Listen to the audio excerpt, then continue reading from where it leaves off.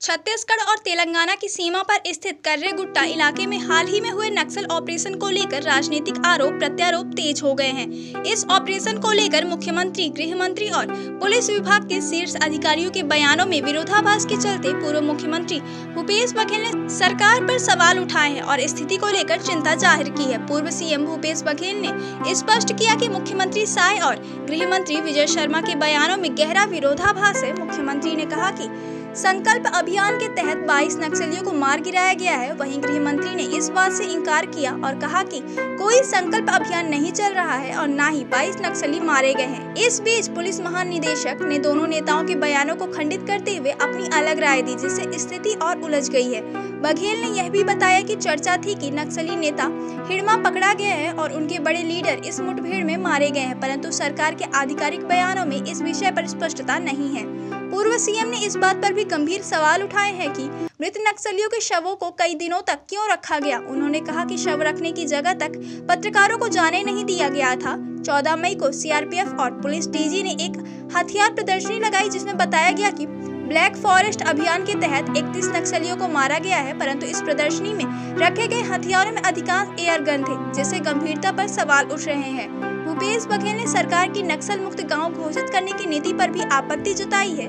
उनका कहना है कि ऐसे कदम असंभव और खतरनाक है, क्योंकि जब कोई गांव नक्सल मुक्त घोषित हो जाएगा तो नक्सल उस गांव में जाकर सरपंच या पटेल जैसे लोगों को प्रताड़ित कर सकते हैं, यहाँ तक कि उनकी हत्या भी कर सकते हैं। उन्होंने इसे अव्यावहारिक बताया और गाँव वालों की सुरक्षा को लेकर गंभीर चिंता जताई है।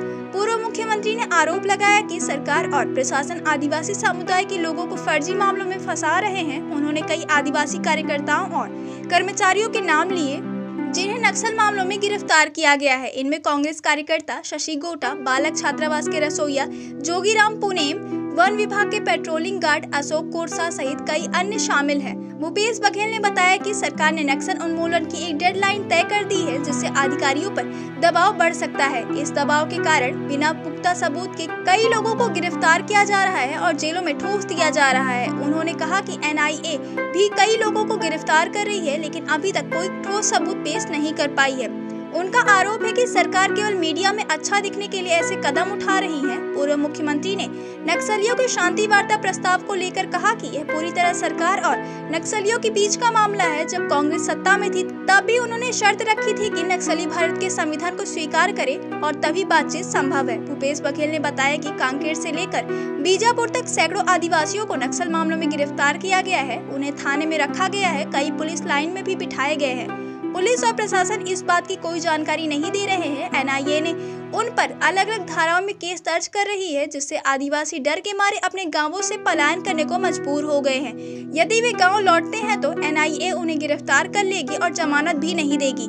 कर्रेगुट्टा नक्सल ऑपरेशन को लेकर छत्तीसगढ़ में राजनीतिक तनाव गहराता जा रहा है। सरकार और प्रशासन के बयानों में विरोधाभास ने सच्चाई पर संदेह पैदा कर दिया है। पूर्व मुख्यमंत्री भूपेश बघेल के आरोप और सवाल सरकार को नक्सल नीति, आदिवासी सुरक्षा और मानवाधिकारों को लेकर गंभीर चिंता का विषय बने हुए हैं।